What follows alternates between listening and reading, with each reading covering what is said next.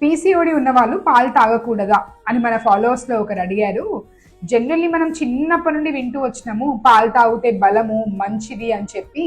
కానీ పీసీఓడిలో already insulin resistance అంటాము, అంటే ఇన్సులిన్ డిస్టర్బెన్సెస్ అనేవి ఆల్రెడీ ఉంటాయి పీసీఓడి ఉన్న వాళ్ళకి.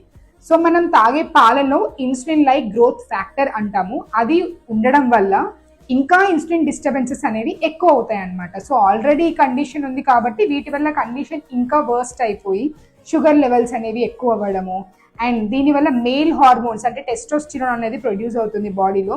సో దానివల్ల పింపుల్స్ రావడము, అబ్నార్మల్గా హెయిర్ గ్రోత్ అయిపోవడము ఫేస్ మీద, అండ్ వెయిట్ గెయిన్ అవ్వడము, వెయిట్ డిస్టర్బెన్సెస్ రావడము చూస్తూ ఉంటాం జనరల్గా. సో పీసీఓడి ఉన్న వాళ్ళు మిల్క్ కానీ మిల్క్ ప్రోడక్ట్స్ వాటికి సంబంధించినవి కానీ అవాయిడ్ చేయడానికి ట్రై చేయండి. అట్లీస్ట్ తక్కువ తీసుకోండి ముందు కన్నా. సో దీనికి ఆల్టర్నేటివ్ ఏంటి అని అంటే మనం కోకోనట్ మిల్క్ తీసుకోవచ్చు, ఆల్మండ్ మిల్క్ అంటే బాదం మిల్క్ ఇలా తీసుకోవచ్చు.